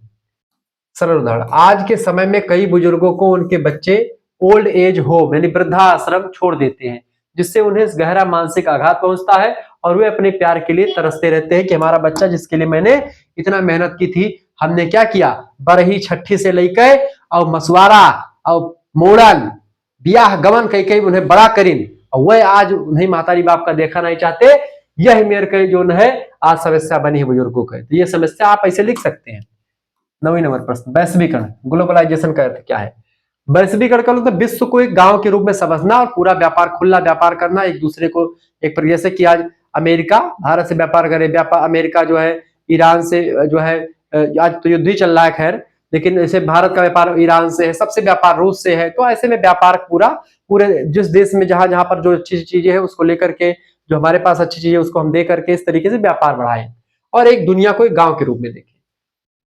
वैश्वीकरण का अर्थ है दुनिया के विभिन्न देशों की अर्थव्यवस्थाओं, संस्कृतियों और समाजों का एक दूसरे के साथ जुड़ना। इससे पूरा विश्व एक ग्लोबल विलेज यानी वैश्विक गांव के रूप में आ जाता है। एंथनी गिडिंग्स कहते हैं कि वैश्वीकरण विश्वव्यापी सामाजिक संबंधों का गहनीकरण है, जो दूरस्थ स्थानों को इस प्रकार जोड़ता है कि स्थानीय घटनाएं मीलों दूर होने वाली घटनाओं से प्रभावित होती हैं। ठीक है, उदाहरण के रूप में समझें तो आज भारत के एक छोटे से गांव में बैठ करके व्यक्ति अमेरिका की कंपनी के लिए काम कर सकता है, या ग्लोबलाइजेशन का ही एक प्रभाव है, या विदेशी ब्रांड के कपड़े पहन सकता है। यह सब वैश्वीकरण का ही परिणाम है कि आज आप जो है सब कुछ आप यूज कर पा रहे हैं। ठीक है, दुनिया भर की किसी भी कंपनी का फोन यूज कर पा रहे हैं। 10वां क्वेश्चन है दहेज। दहेज यानी डोरी, सबसे बड़ी समस्या आज के समाज में यही बनी हुई है। विवाह के समय कन्या पक्ष के द्वारा वर पक्ष को जो धन दिया जाता है, संपत्ति दी जाती है, उपहार दिया जाता है, सभी को दहेज कहा जा सकता है। वर्तमान में यह एक कुप्रथा बन चुकी है, बिना दहेज के शादी लोग नहीं करते हैं। ठीक है, रिकॉर्ड है, मैं आपको बता दूं, मेरे 3 भाइयों की शादी हुई है, 2 भाइयों की हुई, तीसरी मेरी ठनी हुई, अप्रैल महीने में शादी है। आप सोचिए, 1 पैसा का दहेज नहीं कहा गया कि हमको दहेज चाहिए। ठीक है, मेरे बड़े भैया की शादी हुई थी, उसमें भी दहेज नहीं मांगा गया था, क्योंकि मेरे पास भी बने, मेरे चाचा की 4 लड़कियां हैं, मेरे पास एक बहन है, तो उनकी भी शादी करनी है। ऐसे में आप अगर खुद ही दहेज देना में मांगेंगे तो फिर जो है फिर आगे सामने आपको देना भी पड़ेगा, या फिर देना पड़े वो अलग बात है, उपहार देंगे। लेकिन आप मुंह खोल करके इसे मांगते हैं कि भैया कितना देंगे, इतना इतना भैया इतना चाहिए। अरे क्या चाहिए यार, हम नहीं समझ पाते हैं। अपनी लड़की दे रहा है, कम दे रहा है क्या वो? लेकिन होता क्या है कि लोग समाज में प्रतिष्ठा देखने लगते हैं, समाज के ही लोग इसमें बहुत ज्यादा जो है देखते हैं, भैया फलानवा हिया तो कार चढ़ी रहा तिलकिया पे, वो कहे फलाने ही ई चढ़ा रहा, वो चढ़ा रहा। अरे बेवकूफ हो, मूर्ख हो, चढ़ा रहा। इस समाज वाले इतना बेवकूफ हैं, 4 जने से बैठ जाई है ना। हाँ, अरे चांदी खरिया चढ़ाई रहा। अरे महाराज, बेचारा कितना मुश्किल से चांदी 4 लाख रुपया के किलो हो गए, चांदी खरिया चढ़ाए तोरे हिया। बिटिया दिया था इतना, वैसे 10-12 लाख को खर्च हो जाता है, यही कुल इतना टीम टाम जयमाल से दुनिया भर का हुड़ुआ हो जाते हैं आजकल। तो फेमस समझ तमाम पैसा खर्च होगा आदमी के, वैसे मिट जात है। एक ब्याह करे में अगर बेटी एक ब्याह करे तो लड़का के ब्याह करी थे तो आदमी मिट जाते शान शौकत में, दखावटीपन में, और बादी में फिर तरसत हो टाफी गोली का। यही लिए आराम से शादी ब्याह ज्यादा उलूल जुलूल के खर्चा नहीं करे चाहिए। ठीक है, दिन भर दुनिया भर के पेट काट के तो पैसा कमाए हो और चलत हो ग्वाला चंद्रमा को ऊपर दागे कोशिश करते हो। ऐसा धन का काम नहीं। ऐसा धन कमाओ, 10 रुपया कमाओ, आराम से सुखी से खाओ घर में बैठ के, और दुनिया भर का दिखाओ ना कि हम 4 फार्चूनर से चलित है। नेता मंत्री 4 फार्चूनर से रुतुआ बना के चश्मा लगाई हैं, दुनिया भर के हुड़ुआ करते हैं, इनसे फार्चूनर लेके घूमत हैं। ये लोग क्या करें? ये लोग जब, क्या रहने दीजिए, मैं ओपन मंच है, कहना नहीं चाहिए, नहीं तो बहुत सारे लोग दिक्कत कर देंगे। तो भैया, जो दहेज प्रथा है सबसे बड़ी कुप्रथा है। आज अगर इसको खत्म करना है तो युवाओं को सामने आना पड़ेगा और खुल करके कहना पड़ेगा कि मुझको दहेज नहीं चाहिए। उपहार कोई व्यक्ति कोई देता है, आप जो भी उपहार, आपका जो भी इच्छा हो, आपका मन कोई नहीं मारेगा। आप जो भी देना हो, जो भी ना देना हो, आप जो भी करना है कीजिए, शादी कीजिए, सबकी रिस्पेक्ट कीजिए और परिवार सुखी रहे। सबसे बड़ी बात आज यही है। खूब दहेज ले लियो, मेहरारू घरे आवे, महतारी बाप का एक लोटा पानी न दे तोहरे, तो तोहरे दहेज ले कौन फायदा। दहेज प्रतिषेध अधिनियम आया था 1961 में, दहेज निरोधक अधिनियम। दहेज का अर्थ है ऐसी कोई संपत्ति या मूल्यवान प्रतिभूति जो विवाह के समय उससे पहले या बाद में एक पक्ष द्वारा दूसरे पक्ष को दी जाती है, इसको अब जो है दहेज कहते हैं। उदाहरण के रूप में, लड़की के पिता के द्वारा शादी में लड़के वालों को उनकी मांग पर कार दी जाती है, नकदी या कीमती जेवर देना दहेज कहलाता है। इसके कारण से अक्सर महिलाओं का शोषण और उत्पीड़न होता है। इस दिक्कत का, क्योंकि अब मान लेते बगल वाली बहू आई है, वो कार लेकर के आई है, आपके यहाँ आई है मोटरसाइकिल नहीं लेके आई, तो तू जब वह देखबो उनके फलाने कार देखबो कि वह कार से आई, वो कार लेके पाई सी, और हम कुछ नहीं पाए रहे, तब तुम्हें जलन हुए और तू अपने मेहरारू का मरबो। समझत हो? ये मानसिकता बन जाती समाज में। यकरे लिए हाथ जोड़ के विनती है, यह मेरे कभो ना करो भविष्य में कि अपने मेहरारू का दूसरे के मेहरारू से तुलना करके देखो, कभी भी मत करना, क्योंकि इससे क्या होगा, वैमनस्यता फैलेगी, आपका परिवार चलेगा नहीं। इसलिए हमेशा रिस्पेक्ट करो एक दूसरे की और बढ़िया तरीके से अपना जीवन यापन करो। खंडवा शुक्ला स्टडी पॉइंट और को करिकुलर मास्टर दोनों आप ही का चैनल है, आप सब्सक्राइब कर लीजिएगा। अच्छा, आजकल क्या है, अच्छा लड़कियों वाली की लड़की कहेगी लहंगा 50,000 से ऊपर एक चाहिए। अरे महारानी, 50,000 के लहंगा पहरो, चाहे 20,000 के पहरो, चाहे 10,000 के पहरो, वैसे कोनो फर्क नहीं पड़त है। और तुरंत 1 घंटा खाली सांस होकर फोटो खिंचवा के निकाल देख है, और फोटो में नहीं दिखा कि लहंगा 25,000 का है कि 50,000 का है कि 4 लाख का है। ठीक है, और फिर छोड़िए, दोनों पक्ष की कमियां है, लड़की पक्ष का भी बहुत कमी है। देखिए, लड़का सरकारी नौकरी है चाहिए तो सरकारी नौकरी है चाहिए, तो सरकारी नौकरी करे में जितना पैसा खर्च करे वो दहेज में मांग लेते भर से कि कार चाहिए, मैं बढ़िया टबियरा, तो फिर दिक्कत होती। यह दिक्कत यह सामना परत है। अल्पसंख्यक क्या है, इसके प्रकारों की व्याख्या कीजिए। समाजशास्त्र में अल्पसंख्यक शब्द का प्रयोग केवल संख्यात्मक कम गिनती के लिए नहीं, बल्कि उस समूह के लिए किया जाता है जो सामाजिक, आर्थिक या राजनीतिक रूप से समाज के प्रभावशाली समूह की तुलना में कम शक्तिशाली होता है, उसको हम अल्पसंख्यक कहते हैं, जिनकी संख्या कम हो और जिनका प्रभाव भी कम हो समाज। लुई बर्थ कहते हैं कि अल्पसंख्यक वे लोग होते हैं जिन्हें अनेक शारीरिक या सांस्कृतिक लक्षणों के आधार पर समाज के अन्य लोगों से अलग किया जाता है, जिनके साथ असमान या भेदभावपूर्ण व्यवहार भी हो सकता है। अल्पसंख्यकों के प्रकार, भारतीय संदर्भ में अल्पसंख्यकों को मुख्य रूप से 2 आधारों पर वर्गीकृत किया जा सकता है। पहला है धार्मिक अल्पसंख्यक, वे समूह जो धर्म के आधार पर संख्या में कम होते हैं, जैसे कि भारत में मुसलमान। वैसे अब मुस्लिम अल्पसंख्यक की कैटेगरी में नहीं आते, चूंकि इनका भी एक अच्छा खासा जो है, पाकिस्तान से ज्यादा मुसलमान भारत में है, अब आप खुद ही सोचो। तो भारत में मुसलमान अभी भी लेकिन हिंदुओं की तुलना में कम है, इसीलिए अल्पसंख्यक कहा जाता है। ईसाइयों को अल्पसंख्यक कहा जाता है। सिख भी भारत में अल्पसंख्यक है, बौद्ध भी अल्पसंख्यक है, जैन भी अल्पसंख्यक है, पारसी भी, यहूदी भी, सब अल्पसंख्यक धार्मिक समुदाय है। ये अल्पसंख्यक की श्रेणी में आते हैं। इनको अल्पसंख्यकों की जो एक प्रकार से जो चीजें होती है उसका फायदा भी मिलता है। दूसरा होता है भाषाई अल्पसंख्यक, वे समूह जिनकी मातृभाषा राज्य की मुख्य धारा या मुख्य भाषा से भिन्न है। उदाहरण के लिए उत्तर प्रदेश में कन्नड़ बोलने वाले या फिर तमिलनाडु में हिंदी बोलने वाले लोग भाषाई अल्पसंख्यक कहे जाएंगे। अगर कोई उत्तर प्रदेश में व्यक्ति कन्नड़ बोलने वाला है तो कन्नड़ व्यक्ति जो होगा अल्पसंख्यक कहलाएगा और हिंदी वाला बहुसंख्यक कहलाएगा। ऐसे ही अगर तमिलनाडु में आप जाएंगे, तमिलनाडु में तमिल बोलने वाले बहुसंख्यक कहलाएंगे और हिंदी बोलने वाले चूंकि वहां पर कम है इसलिए वो अल्पसंख्यक कहलाएंगे। यहाँ पर ये भाषाई अल्पसंख्यक हो गया। निष्कर्षतः आप कह सकते हैं कि भारतीय संविधान के अनुच्छेद 29 और 30 में इन समूहों को अपनी संस्कृति और शिक्षा को संरक्षित करने का विशेष अधिकार दिया गया है। अनुच्छेद 29 और अनुच्छेद 30 ये दो मौलिक अधिकार है, इनको जो है अल्पसंख्यकों के लिए ये आरक्षित कर दिया गया कि भाई वो अपनी शिक्षा और संस्कृति को बचा करके रख सकते हैं। ये इनको। अगला प्रश्न है, पिछड़ा वर्ग पर एक निबंध लिखिए। पिछड़ा वर्ग, ओबीसी, अदर बैकवर्ड कास्ट। भूमिका लिखेंगे पिछड़ा वर्ग, बैकवर्ड कास्ट उन समूहों का एक संग्रह है जो सामाजिक और शैक्षिक रूप से समाज के अन्य वर्गों की तुलना में पीछे रह गए या समान वर्ग से नीचे और एसटी कैटेगरी से ऊंचे रह गए। भारतीय समाजशास्त्र में इन्हें अन्य पिछड़ा वर्ग यानी ओबीसी कहा जाता है, अदर बैकवर्ड कास्ट। पिछड़ेपन का आधार केवल जाति नहीं बल्कि आर्थिक और शैक्षिक स्थिति भी यहाँ पर देखी जाती है कि अगर आर्थिक रूप से भी पिछड़ा कोई व्यक्ति है, शैक्षिक रूप से पिछड़ा व्यक्ति, तो उसको हिसाब से उसको अदर बैकवर्ड कास्ट कहा जाएगा। हालांकि जो है ब्राह्मण और क्षत्रियों के लिए, लालाओं के लिए, फिर और लोगों के लिए जो है उनके लिए या फिर गुप्ता लोग के लिए other backward caste OBC category में बहुत कम ही रखा जाता है। उसमें भी रखा जाता है लेकिन ब्राह्मण क्षत्रियों को ओबीसी कैटेगरी में नहीं रखा जाता है, चाहे वो कितना भी गरीब क्यों ना हो। ये थोड़ा सा अन्याय होता है उनके साथ, बाकी चीजें बिल्कुल ठीक है। भारत सरकार ने इनके उत्थान के लिए समय समय पर विभिन्न आयोगों का गठन किया है। पहला आयोग बना है काका कालेलकर आयोग, प्रथम पिछड़ा वर्ग आयोग के नाम से जानते हैं इसको। यह पहला आयोग था जिसने पिछड़ी जातियों की पहचान की थी, 1953 में आया था। दूसरा है मंडल आयोग, बीबी मंडल की अध्यक्षता में 1979 में आया था। इस आयोग की सिफारिशों के बाद ही सरकारी नौकरियों में पिछड़े वर्गों को 27% आरक्षण की व्यवस्था कर दी गई है। 27% आरक्षण जो है इनका सुनिश्चित कर दिया गया है, किसका? अदर बैकवर्ड कास्ट वाले जातियों का, ओबीसी का। प्रमुख समस्या, पिछड़े वर्गों की मुख्य समस्याओं में शैक्षणिक पिछड़ापन, राजनीति में कम प्रतिनिधित्व और ग्रामीण क्षेत्रों में भूमिहीनता इसमें शामिल है। निष्कर्षतः कह सकते हैं कि पिछड़ा वर्ग भारतीय लोकतंत्र का एक बड़ा हिस्सा है। शिक्षा और आर्थिक सशक्तिकरण के माध्यम से ही इन्हें समाज की मुख्य धारा में लाया जा सकता है और लाया जाने का प्रयास भी किया गया है।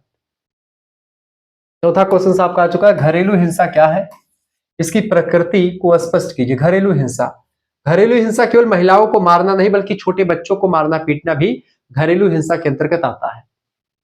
जब घर के भीतर किसी सदस्य, विशेष करके महिला के साथ परिवार के किसी अन्य सदस्य के द्वारा शारीरिक तौर पर, मानसिक तौर पर या यौन उत्पीड़न किया जाता हो तो उसे घरेलू हिंसा कहते हैं। यह चार दीवारों की भीतर होने वाला एक गंभीर अपराध होता है जिसको महिला लोग या फिर जो बच्चे लोग हैं वो अपराध की श्रेणी में कम रखते हैं। बहुत ज्यादा अति हो जाता तब जाकर के पुलिस थाने में रिपोर्ट करते हैं। एलियट और मैरिल कहते हैं कि घरेलू हिंसा परिवार के सदस्यों के बीच होने वाला वह संघर्ष है जो शारीरिक चोट या मानसिक पीड़ा पहुंचाता है। टार्चर करना कि दहेज कम लेके आई हुए, दहेज कम मिला है तू का, ठीक है, या फिर खाना बनाने के लिए उन्हें प्रेशर करे रहो हरदम मारो पीटो कि तू ये मैं नहीं बना पाती हूँ बनाओ। अब रेस्टोरेंट पे तू खाए आए हो खाना एक दिन, अब कहा तो कि रेस्टोरेंट में हम मेहरुओ बनावे तो कहाँ बनाए पाए, रेस्टोरेंट यहाँ ना बनाए पाए। ये करे लिए अगर ओका मारो पीटो का घूसे रहो हरदम, हाँ बनाए नहीं पाती खाना, ये है वो है, तो यही मेरे कर करबो तो वो घरेलू हिंसा के अंतर्गत आइए और खिलाफ आपके केसों कह सकती है। करे लिए भैया सजग रहो। अच्छा, कुछ महिलाएं इसका गलत फायदा उठा लेती हैं। कुछ आजकल की ऐसे कुछ महिलाएं होती हैं जिसको कुटिला महिलाएं कहते हैं। तो ऐसी महिलाएं जो होती हैं वो इसका गलत फायदा उठाती हैं, लेकिन जो अच्छी महिलाएं होती हैं वो आराम से रहती हैं, थोड़ा नम बात भी सह लेती हैं, वो लक्ष्मी का अवतार मानी जाती हैं, ठीक है। लेकिन कुछ महिलाएं इसका नेगेटिव फायदा उठा लेती, दहेज वगैरह का, इन सभी का। घरेलू हिंसा की प्रकृति, पहली बात शारीरिक हिंसा, मारपीट करना, धक्का देना या शारीरिक रूप से चोट पहुंचाना, ये घरेलू हिंसा में शामिल है।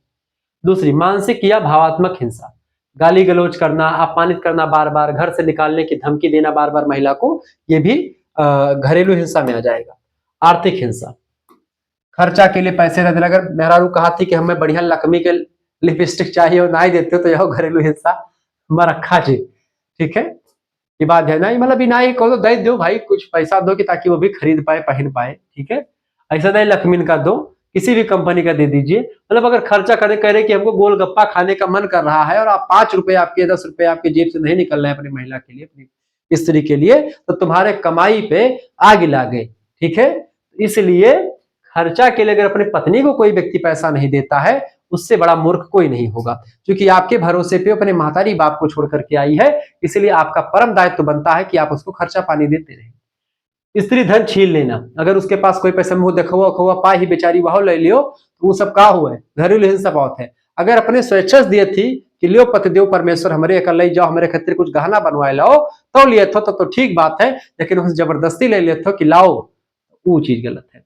महिला को नौकरी करने से रोकना, यह भी घरेलू हिंसा में आजकल आ जाता है, ये बात ध्यान रखेंगे। यौन हिंसा, महिला की इच्छा के विरुद्ध उसके साथ यौन संबंध बनाना, सेक्स रिलेशन बनाना बिना उसकी इच्छा के, यह भी यौन हिंसा कहा जाता है। लेकिन इसके लिए तमाम सारे नियम हैं। ठीक है, लेकिन जबरदस्ती करना यह भी थोड़ा सा गलत रहेगा।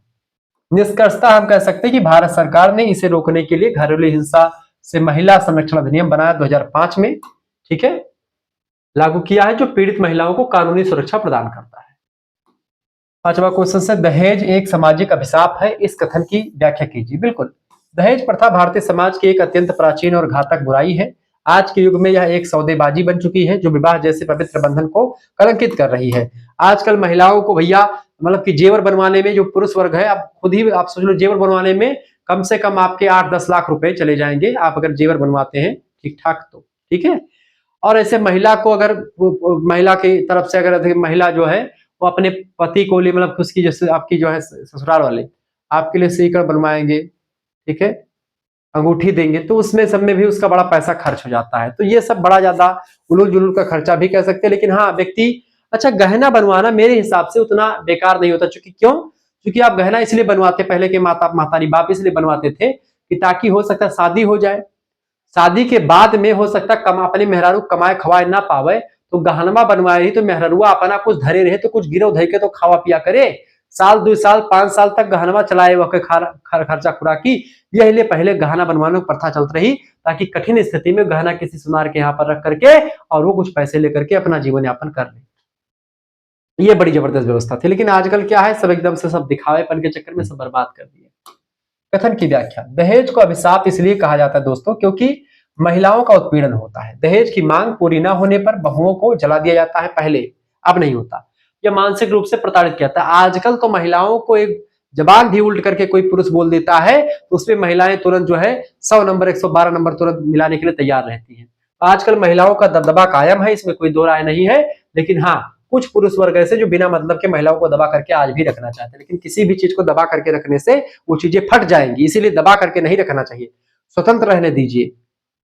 कन्या भ्रूण हत्या, दहेज के डर से लोग बेटियों को जन्म देने से डरते हैं कि अगर बिटिया है तो दहेज देख पड़े, इसलिए पहले में मार दिया है, जिससे लिंग अनुपात बिगड़ रहा है। ठीक है, महिलाओं की संख्या कम हो रही है।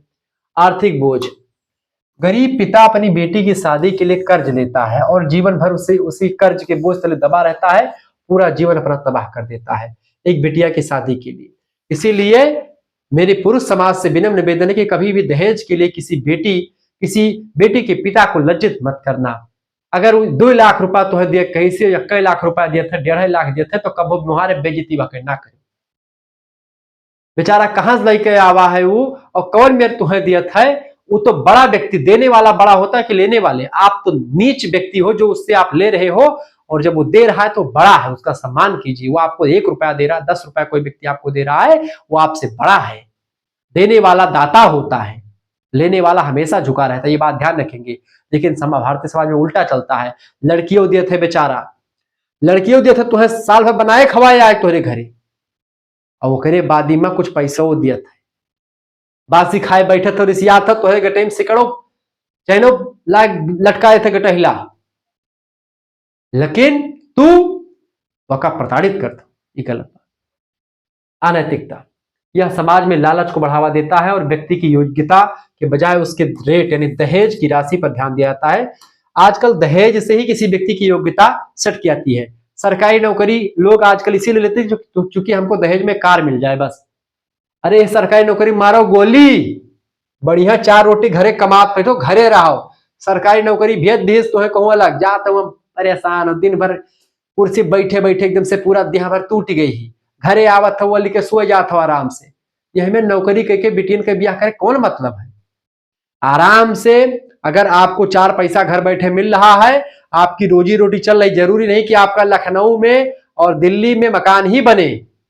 आप अपने घर पे एक कमरा आपको मिल जाए, अपने घर में रह रहे हैं, 4 आदमी से हित व्यवहारी है, जमार बना हुआ है। सबसे बड़ी आजकल यही बात है। शहर में आपको 2 साल 3 साल अच्छा लगेगा, जिनको सुरूर चढ़ाओ शहर का वो बात ध्यान रखेंगे। शहर में आपको 2-3 साल अच्छा लगेगा, लेकिन हमेशा अच्छा नहीं लगेगा, ध्यान रखें। निष्कर्षता केवल कानून बनाने से दहेज खत्म नहीं होगा। इसके लिए युवाओं को जागरूक होना पड़ेगा और बिना दहेज के विवाह करने का संकल्प लेना होगा। जैसे कि मैंने बिना दहेज के लिए एक प्रकार से विवाह, जब मेरा शादी आई तो लोगों ने पूछा कि क्या चाहिए क्या नहीं चाहिए, मैंने कहा कि मुझे कुछ नहीं चाहिए। मैंने साफ साफ बोल दिया मुझे कुछ नहीं चाहिए, जो आपकी इच्छा होगी। मेरे पिताजी मेरे ऐसे हैं, मुझको तो बात ही छोड़ दीजिए। मेरे मन में भी पहले आशा होती थी भाई मैंने इतना पढ़ लिख करके इतना बड़ा चैनल तैयार किया है तो मेरा भी खूब ज्यादा दहेज मिले। लेकिन मेरे पिताजी जो हैं इतने महान व्यक्ति हैं कि वो ना तो भैया की शादी में कोनो दहेज के बारे में बहन, ना उससे बड़े मतलब कि जो 2 भाई हमारी शादी हुई कोई भी दहेज। मेरे में भी उन्होंने यही कहा कि भैया लड़का देखो, लड़का लड़की पसंद कर ले, लड़की लड़के पसंद कर ले, वहीं पर डन कर दो, मोहर लगा दियो। मैं मांगने वाला नहीं हूं, मैं देने वाला हूं। पिताजी मेरे यही कहते हैं। तो यही चीज है। तो को करिकुलर मास्टर चैनल को आप सब्सक्राइब कर लीजिएगा और शुक्ला पॉइंट को। छठा प्रश्न आपका चुका, तलाक पर एक संक्षिप्त निबंध लिखिए। तलाक जो है मुसलमानों में पहले होती थी, मतलब होती थी। तलाक मुसलमानों की प्रथा है, या एक कॉन्ट्रैक्ट जो होता है उसमें तलाक होता है। हिंदुओं में तलाक की कोई व्यवस्था नहीं थी, लेकिन 1955-56 के बाद में विवाह विच्छेद कहा गया हिंदुओं में तलाक को। तलाक का अर्थ है डाइवोर्स, पति और पत्नी के बीच वैवाहिक संबंधों का कानूनी या पारंपरिक रूप से अंत हो जाना, इसी को तलाक कहते हैं। प्राचीन भारतीय समाज में विवाह को एक अमिट संस्कार माना जाता था, लेकिन आधुनिक समय में क्या हो गया दोस्तों, इसे एक कानूनी अनुबंध यानी कॉन्ट्रैक्ट के रूप में भी देखा जाने लगा है। क्योंकि मुस्लिम मैरिज इज ए कॉन्ट्रैक्ट, लेकिन हिंदू मैरिज इज ए संस्कार। यानी जैसे ईसाइयों का विवाह एक कॉन्ट्रैक्ट होता है, कभी भी भंग हो सकता है, इसलिए वो कई विवाह कर सकते हैं। लेकिन आजकल क्या एक विवाह ही विवाह का सर्वोत्तम रूप है, वेस्टर्न मार्क ने भी कहा है। तलाक कई वजह से होता है। पहला है वैचारिक मतभेद, पति पत्नी के विचारों और जीवन शैली में तालमेल ना होना, ये सबसे बड़ा आजकल कारण बना हुआ है। दूसरा है घरेलू हिंसा, शारीरिक या मानसिक प्रताड़ना की वजह से रिश्ते टूट जाते हैं और ये भी दिक्कत है। तीसरी बात है बदलती सामाजिक सोच, महिलाओं का आर्थिक रूप से स्वतंत्र होना और अपने अधिकारों के प्रति जागरूक होना, यह भी एक बड़ा कारण माना जा सकता है। नशा और अनैतिकता, किसी एक साथी का बुरी आदतों में संलिप्त होना, जैसे चाहे महिला नशाबाजी करे चाहे पुरुष नशाबाजी करे, तो ऐसे में अलग हो सकते दोनों। सामाजिक प्रभाव की अगर बात की तो तलाक का सबसे बुरा प्रभाव पड़ता है बच्चों के मानसिक विकास पर। इसके अलावा भारतीय समाज में आज भी तलाकशुदा महिलाओं को एक अलग दृष्टिकोण से देखा जाता है, जो उनके पुनर्वास में बाधा उत्पन्न कर सकता है। अगर आप तलाक ले लेती है तो आपकी शादी होना मुश्किल हो जाती है भारतीय समाज में। विदेशों में तो क्या होता है, आम बात होती है, वो छोड़ करके दूसरे के साथ हो गई, दूसरे के तीसरे के साथ हो गई, वो चल जाता है। लेकिन भारतीय समाज में आज भी अगर आपका तलाक हो गया तो आपको समाज में एक हे दृष्टि से ही देखा जाता है। निष्कर्षतया यद्यपि हिंदू विवाह अधिनियम 1955 के तहत तलाक की कानूनी व्यवस्था है, फिर भी समाजशास्त्री दृष्टिकोण से इसे परिवार के विघटन का एक दुखद रूप माना जाता है। पारिवारिक विघटन जो हो, परिवार में तलाक नहीं लेना चाहिए किसी भी स्थिति में हो। महिला को पुरुष को दोनों को एक दूसरे के साथ बैठ करके बातचीत करके मामला निपटा लेना चाहिए, क्योंकि बच्चों पर इसका बुरा प्रभाव पड़ता है। ठीक है, बच्चे आपके बेकार बर्बाद हो जाते हैं इससे। निर्धनता का क्या अर्थ है, इसके विभिन्न कारणों को स्पष्ट किया। निर्धनता, पॉवर्टी, वह स्थिति जिसमें व्यक्ति अपनी बुनियादी जरूरतों को, भोजन, वस्त्र और आवास को पूरा करने में असमर्थ हो जाता है। यह एक ऐसी सामाजिक समस्या है जो अन्य नई कई समस्याएं जैसे अपराध, निर्धनता की वजह से लोग अपराध करते हैं, बीमारी फैलती है, अशिक्षा फैलती है। ठीक है, तो ये सब कई जो है चीजों को जन्म देती है निर्धनता की वजह। निर्धनता के कारण कई कारण है। पहली बात है जनसंख्या विस्फोट। भारत में जनसंख्या की तीव्र वृद्धि की वजह से संसाधनों पर दबाव बढ़ता है, जिससे प्रति व्यक्ति आय जो होती, प्रति कैपिटा इनकम कम हो जाती है और व्यक्ति गरीब रह जाता है। दूसरी बात है बेरोजगारी, जो कि जब जनसंख्या खूब ज्यादा हो गई तो बेरोजगार व्यक्ति रहेंगे। रोजगार के अवसरों की कमी है, निर्धनता का प्रत्यक्ष कारण यही है कि बेरोजगारी मतलब कि बेरोजगार लोग हैं। लोगों के पास टैलेंट है लेकिन वो फिर भी बेरोजगार बैठे हैं। अशिक्षा और अकुशलता, बिना शिक्षा और तकनीकी ज्ञान के लोग केवल कम मजदूरी वाले काम ही कर पाते हैं। ठीक है, ये भी एक कारण है। सामाजिक कारण, जाति प्रथा, संयुक्त परिवार का विघटन और फिजूल खर्ची। सामाजिक उत्सव पर फिजूल खर्च, जो मैंने आपको बताया विवाह शादी में खूब ज्यादा खर्चा करना, ये सब फिजूल खर्ची है। इससे भी व्यक्ति जो है निर्धन हो जाता है, लोगों को कर्ज और गरीबी में ढकेल देता है ऐसे सामाजिक उत्सव। ठीक है, लोग आन बान शान के चक्कर में कर्जा ले लेते हैं, कर्जा को पाट नहीं पाते, फिर जीवन भर जो है वो परेशान ही रहते हैं। दोषपूर्ण वितरण, देश की संपत्ति का कुछ ही हाथों में केंद्रित होना और अमीर गरीब के बीच बढ़ती खाई, ये भी एक कहीं ना कहीं पे निर्धनता का कारण है। निष्कर्षतः निर्धनता को केवल दान से नहीं बल्कि उचित शिक्षा के द्वारा, कौशल विकास के द्वारा, समान अवसर प्रदान करके ही पूरा किया जा सकता है। अगर आप सोचे, सरकार सोचे कि सभी को 1-1 लाख रुपए दे दे, तो वो उससे कम निर्धनता कम नहीं होगी। कम कैसे होगी? शिक्षा अच्छी दो, कौशल स्किल डेवलप करो और समान अवसर प्रदान करो। 1-1 लाख रुपए आप दे दो सबको, ठीक है। जैसे चाहिए कुछ गरीब जो बस्तियां हैं, जो गरीब लोग, उनको कुछ ऐसे पैसे दे करके उनके लिए व्यवस्था कर दो ताकि वो कुछ काम धंधा कर सके और आगे बढ़ सके। अगला 8वां क्वेश्चन आपका, जो श्वेत बसन अपराध क्या है? व्हाइट कलर क्राइम, बहुत ही फेमस प्रश्न है, परीक्षा में हमेशा आता है। सफेद पोश अपराध बड़े बड़े नेता मंत्री लोग करते हैं, बड़े बड़े व्यवसायी लोग करते हैं, ठीक है, जो खुद अपराध करते नहीं बल्कि अपराध करवाते हैं। श्वेत पोश अपराध में सफेद कपड़ा वाला अपराध। सफेद पोश अपराध की अवधारणा समाजशास्त्री एडविन सदरलैंड ने प्रस्तुत की थी। उन्होंने बताया कि अपराध जो होता है केवल गरीब या झुग्गी झोपड़ियों में रहने वाले लोग ही नहीं करते हैं, अपराध बड़े लोग करते हैं, बल्कि समाज के जो उच्च लोग हैं, जो प्रतिष्ठित लोग हैं, जो प्रतिष्ठित पदों पर हैं, बड़े बड़े पदों पर बैठे हैं, वो भी अपराध करते हैं। व्यवसाय के दौरान तमाम सारे अपराध करते हैं। मुख्य विशेषताएं, जैसे पहली बात है उच्च सामाजिक पद। यह अपराध जैसे डॉक्टर लोग करते हैं, इंजीनियर, नेता, वकील, बड़े व्यापारियों के द्वारा किया जाता है ऐसे अपराध। जो अपराध खुद करते नहीं, इनका अपराध दिखता सबको है, जानते सब है, लेकिन इनके खिलाफ कोई आवाज नहीं उठाता है। जैसे डॉक्टर हो गए, नकली दवाइयां बेच दिया, या इंजीनियर हो गया, कुछ अलग पैसा लेकर के नक्शा बना दिया, नेता हो गए, तमाम प्रकार के अपराधी करते हैं, वकील हो गए, बड़े व्यापारी हो गए, तो ये सब जो है ये सब भी अपराध करते हैं। दूसरी बात विश्वासघात, यह अपराध अक्सर लोगों के विश्वास का फायदा उठा करके किया जाता है, ये भी जो है श्वेत पोश अपराध कहा जाता है। अप्रत्यक्ष हिंसा, इसमें मारपीट नहीं होती बल्कि कागजी हेराफेरी, भ्रष्टाचार और घोटाला होता है, ये भी बड़े अपराध होते हैं अप्रत्यक्ष रूप से, ठीक है, बड़े बड़े घोटाले। उदाहरण के रूप में जैसे डॉक्टरों के द्वारा अनावश्यक दवाएं और टेस्ट लिखना, बिना मतलब के उसी डॉक्टर उसी मेडिकल पर भेजना जिस मेडिकल पर उसको कुछ कमीशन मिलता हो, ठीक है, तो ये अनावश्यक दवाएं लिखना बिना मतलब के, ताकि लोग जो है दवाएं खरीदें जिससे उनका जो जेब भरे। दूसरी बात, व्यापारियों के द्वारा मिलावट करना या टैक्स की चोरी करना, ये भी सफेद पोश अपराध होता है। तीसरा है सरकारी अधिकारियों के द्वारा रिश्वत लेना, ये सब भी सफेद पोश अपराध में आता है। निष्कर्षता कह सकते हैं कि सफेद पोश अपराध समाज के लिए साधारण अपराधों से कहीं अधिक खतरनाक है, क्योंकि ये देश की अर्थव्यवस्था और नैतिक व्यवस्था को अंदर से खोखला कर देता है। ठीक है, अब हम चर्चा करते हैं दोस्तों, अगला प्रश्न 9वां नंबर प्रश्न है, आत्महत्या क्या है? आत्महत्या के विभिन्न प्रकारों को विश्लेषित कीजिए। देखिए, जब कोई व्यक्ति जानबूझ करके अपने जीवन को समाप्त कर लेता है, उसी को आत्महत्या कहते हैं। समाजशास्त्री इमैनुएल दुर्खीम ने इसे एक व्यक्तिगत घटना न मान करके एक सामाजिक घटना माना है, एक सोशल फैक्ट के रूप में परिभाषित किया है। आत्महत्या के प्रकारों की बात करते हुए दुर्खीम ने 4 प्रकार की आत्महत्या के बारे में बताया है। पहली आत्महत्या है अहंगवादी आत्महत्या, इगोइस्टिक सुसाइड।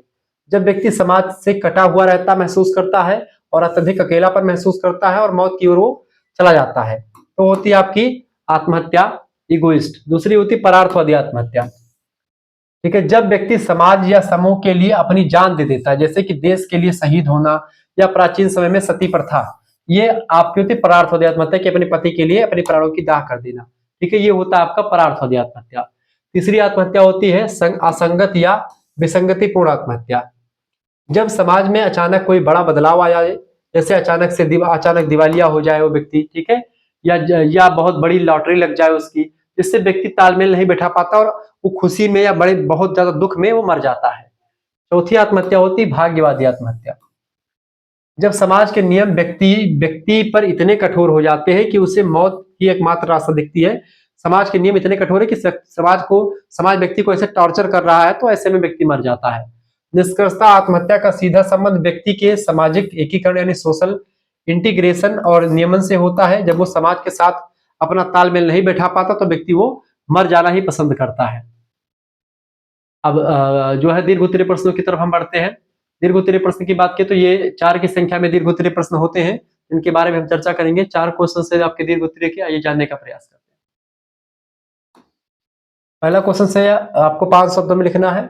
अपराध को परिभाषित कीजिए और इसकी प्रकृति को विश्लेषित कीजिए। ठीक है, सामान्य शब्दों में समाज के नियमों और देश के कानूनों का उल्लंघन करना अपराध कहलाता है। अगर देश जो समाज के नियम है, ये जो देश के कानून बनाए गए, कानून की किताब है आईपीसी या जो भी है, उसके अगर नियमों का उल्लंघन कर दे तो अपराध होता है। जैसे चोरी करना, डकैती करना, ठीक है, डाका मारना, सब अपराध है। समाज शास्त्रीय दृष्टिकोण से अपराध जो होता है केवल एक कानूनी अवधारणा नहीं, बल्कि यह एक सामाजिक घटना होती है। हर समाज के अपने मूल्य होते हैं और प्रतिमान होते हैं, नॉर्म्स होते हैं और वैल्यूज होते हैं। उन्हीं नॉर्म्स और वैल्यूज के खिलाफ कोई व्यक्ति काम करता है तो उसको सामाजिक अपराध, अगर आरपीसी आईपीसी जो सेक्शन होता है उसकी धारा के खिलाफ कोई व्यक्ति काम करता है तो कानूनी अपराध होता है। जब कोई व्यक्ति इनका उल्लंघन करता है तो उसे हम अपराधी कहते हैं, अपराध लोग मान लेते हैं।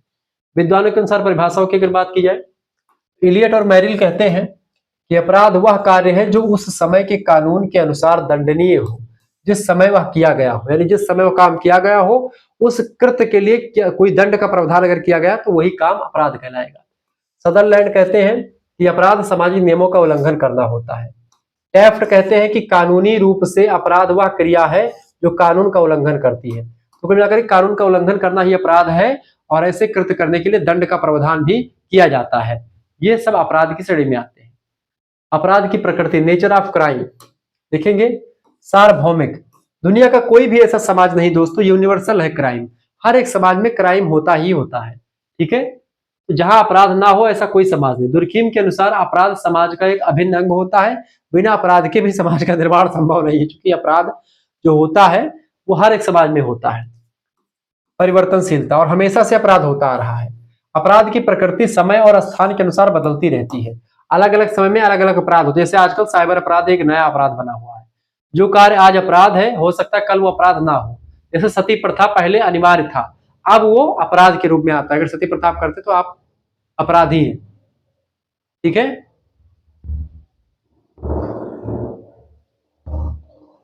आगे देखते हैं। कानूनी उल्लंघन, किसी भी कार्य को तब तक अपराध नहीं माना जाता है जब तक कि वह देश के प्रचलित कानून के विरुद्ध ना हो। ठीक है, दोषपूर्ण भावना, अपराध के लिए केवल कार्य काफी नहीं होता बल्कि उस कार्य के पीछे व्यक्ति की बुरी नीयत भी होना आवश्यक होता है। कोई ऐसा कार्य कर दिया, गलती से कर दिया तो माफ हो जाता है, लेकिन अगर उसके पीछे एक बढ़िया एक गहरी मानसिकता तो अपराध कहा जाएगा। सामाजिक क्षति, अपराध से समाज की सुरक्षा, शांति और व्यवस्था को नुकसान पहुंचता है, ये अपराध होता है। अच्छा, सामाजिक अपराध और वैसे कानूनी अपराध दोनों में बड़ा अंतर होता है। समाज में जैसे मानते हैं लिविंग रिलेशनशिप में रहना, एक लड़का एक लड़की शादी से पहले एक साथ अगर रहते हैं तो वो होता है समाज की दृष्टि से अपराध। लेकिन अगर वो 18 साल से ऊपर है और आप जो है रहते हैं एक साथ में तो कानून में उसको अपराध नहीं कहा जाएगा, लेकिन समाज की दृष्टि से अपराध कहा जाएगा। तो जो काम हो सकता है सामाजिक दृष्टि से अपराध हो, वह काम कानूनी दृष्टि से अपराध ना हो, या कानून में जो अपराध हो वो समाज में अपराध ना माना जाता हो। ठीक है, निष्कर्षता, अपराध एक जटिल सामाजिक समस्या है। इसे केवल जेल भेजने से खत्म नहीं किया जा सकता है, बल्कि इसके पीछे के सामाजिक और मनोवैज्ञानिक कारणों को समझना होगा। लोग अपराध क्यों करते हैं, उस कारण को ही खत्म किया जाए। जैसे कि गरीबी की वजह से लोग अपराध करते हैं। जब लोगों के पास पैसा रहेगा लोग अपराध कम करेंगे। हालांकि आजकल जिनके पास पैसा है वो लोगों का और पैसा बनाने के चक्कर में लोगों का खेत हथिया ले रहे हैं, लोगों का घर हथिया ले रहे हैं। ठीक है, लोगों को मारते पीटते हैं, धौंस दिखाते हैं। ठीक है,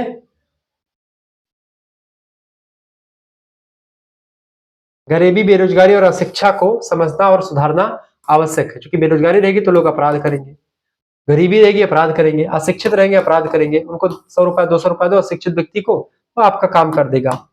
ये सब चीजें। 11 नंबर प्रश्न आपका आ चुका, दलित को परिभाषित कीजिए और उनकी समस्याओं पर प्रकाश डालिए। देखिए, दलित शब्द का शाब्दिक अर्थ है दला हुआ या दबा हुआ, कुचला हुआ, दबा हुआ, दला नहीं दबा हुआ, यहां पर दबा कर लीजिए, दबा हुआ, कुचला हुआ या शोषित वर्ग। समाजशास्त्र में दलित उन वर्गों को कहा जाता है जिन्हें हिंदू वर्ण व्यवस्था में अछूत माना गया है, जिन्हें सदियों तक सामाजिक, आर्थिक और राजनीतिक अधिकारों से वंचित रखा गया है। भारतीय संविधान इन्हें अनुसूचित जाति यानी शेड्यूल कास्ट के रूप में पहचान देती है। ठीक है,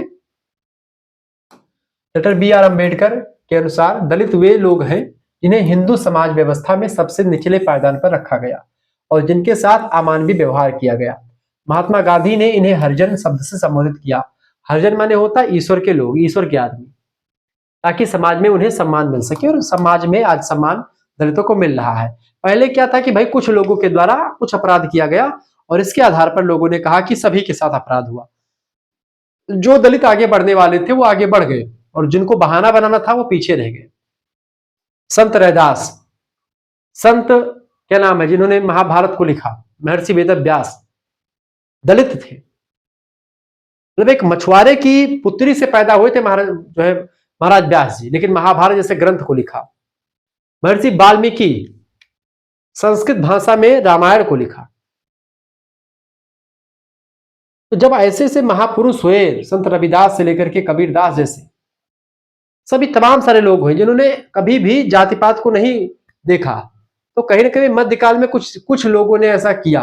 अब उसको लेकर के तमाम सारे लोगों ने अलग अलग धारणा बना दी। आजकल तमाम सारे समूह संगठन बन गए हैं, बिना मतलब के हवा बना करके रखे कि भाई वो कहेंगे कि दलितों को मार डाला जाएगा, वो कहेंगे कि ब्राह्मणों को, क्षत्रियों को मार डाला जाएगा। ऐसे में आपस में लड़ रहे हैं। वो कहेंगे हम तुमको नहीं आने देंगे, वो कहेंगे हम तुमको नहीं। अरे तुम्हारे बाप का हिंदुस्तान है यार, तुम कौन होते किसी को रोकने वाले, और तुम किसी कौन होते हो किसी को दहाड़ दो कि मैं आकर के दिखा दिया और तुम कुछ नहीं कर पाएंगे। किसी की धरती नहीं, कोई भी व्यक्ति अनुच्छेद, भारतीय संविधान का अनुच्छेद 19 कहीं पर भी किसी भी स्थान पर बसने की स्वतंत्रता, कहीं पर घूमने की स्वतंत्रता, कहीं पर रहने की स्वतंत्रता देता है, कहीं पर संगठन बनाने की स्वतंत्रता, कहीं पर सभा करने की स्वतंत्रता आपको 19 का देता है, 19 अनुच्छेद। तो किसी माई के लाल में इतनी औकात नहीं किसी व्यक्ति को रोके या किसी व्यक्ति से मुठभेड़ करे, किसी को मारे, किसी को पीटे। किसी के माई के लाल में आप दम नहीं है किसी व्यक्ति को मार करके दिखाए, क्योंकि संविधान है, क्योंकि पुलिस प्रशासन है, वो आपके साथ है। इसीलिए बिना मतलब के संगठन बना करके मारपीट करने से आपको बचना चाहिए। और आज जो अशिक्षित लोग हैं वही झंडा और डंडा लेकर के घूम रहे हैं चारों तरफ, समझ रहे हैं कि हमारा समाज तो मरा जा रहा है। वो कहेंगे हमारा समाज मरा जा रहा है, दुनिया भर का मारपीट करेंगे। ठीक है, अरे मारपीट कर रहे हो तब नहीं मर रहे हो। इसलिए पढ़ो लिखो और आगे बढ़ो, अपना चुप्पम कमाओ खाओ, मौज मजम पड़ा रहो, और राजनीति में सोशल मीडिया पे बहसबाजी करबो, बर्बाद हो जाबो, कुछ करे नहीं। आजकल का है फेमस हो चक्कर में, वो उन्हें जात का गरियावत है, वो उनके जात का गरियावत है, यह सब चल रहा है बिना मतलब का, कोई अर्थ नहीं है। तो यही सब चीजें। दलितों की प्रमुख समस्याएं क्या रही? पहली बात तो अस्पृश्यता, छुआछूत, ये सबसे बड़ी समस्या रही है। दलितों को सार्वजनिक कुओं, मंदिरों और स्कूलों में जाने से रोका जाता था। हालांकि संविधान के अनुच्छेद 17 के द्वारा इसे समाप्त कर दिया गया है और आजकल सभी लोग सभी स्थानों पर जा सकते हैं। लेकिन ग्रामीण क्षेत्रों में आज भी इसके अवशेष कुछ कुछ मात्रा में कहीं कहीं पर आपको देखने को मिल सकते हैं, लेकिन अब लगभग में समाप्त हो चुका है। दूसरी बात, आर्थिक शोषण।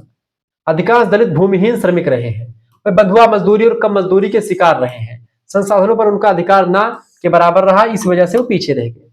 तीसरी बात है शैक्षिक पिछड़ापन, वो पढ़े लिखे नहीं होते, पढ़ते लिखते नहीं, इस वजह से पीछे रह जाते हैं।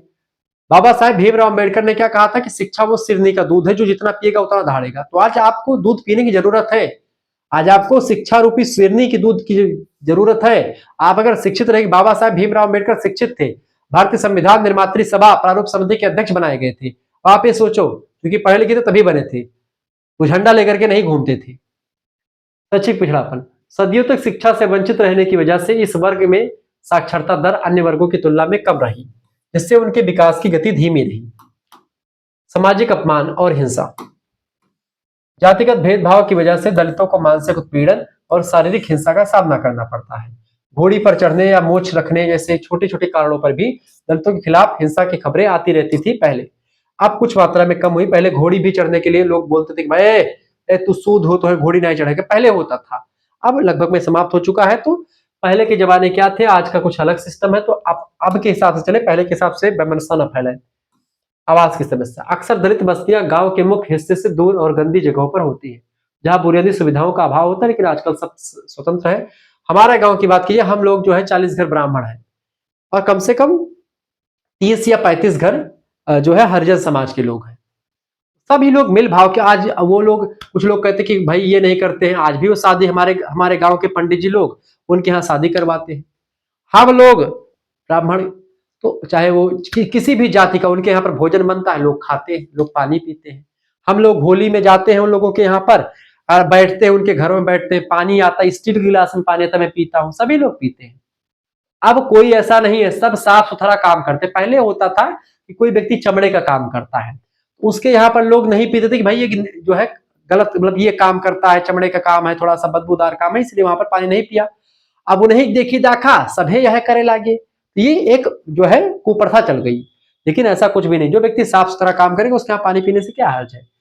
निष्कर्षतः स्वतंत्रता के बाद आरक्षण और विभिन्न कानूनी प्रावधानों जैसे कि SC/ST एक्ट के माध्यम से दलितों की स्थिति में सुधार हुआ है, परंतु पूर्ण समानता के लिए अभी भी मानसिक बदलाव और सामाजिक समरसता की आवश्यकता बनी हुई है। आपको करिकुलर मास्टर चैनल को और शुक्ला रिपोर्ट को सब्सक्राइब कर दीजिएगा।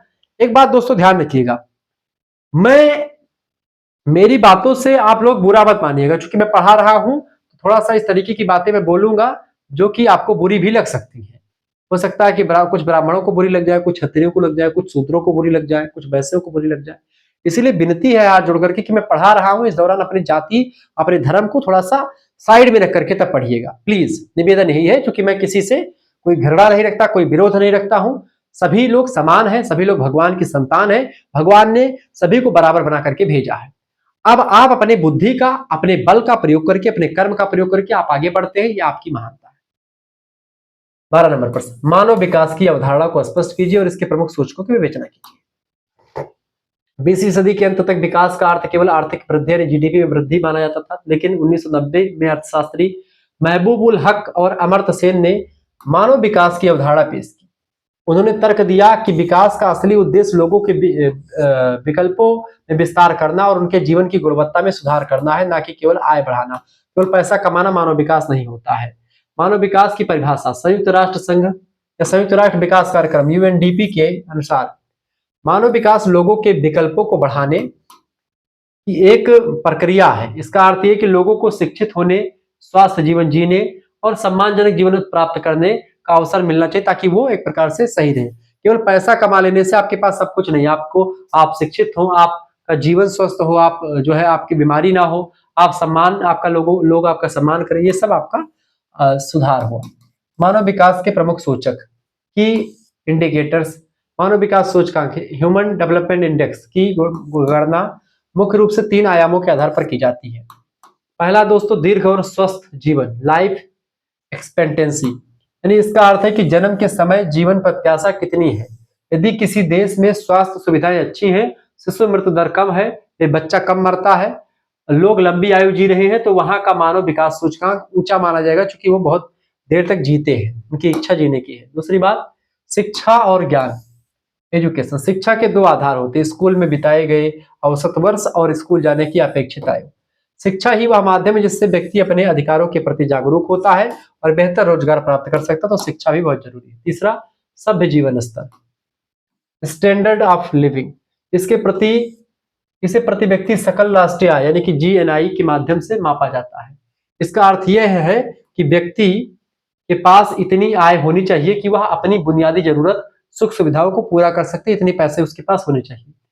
मानव विकास सूचकांक के 4 स्तंभ हैं। पहला है समानता, समता, इक्विटी, सभी को समान अवसर मिले, पहली बात। दूसरी बात, सतत पोषणीय यानी सस्टेनेबिलिटी, संसाधनों का इस तरह से उपयोग किया जाए कि भविष्य की पीढ़ी के लिए भी संसाधन बचे रह सके और हम उपयोग भी कर ले सके।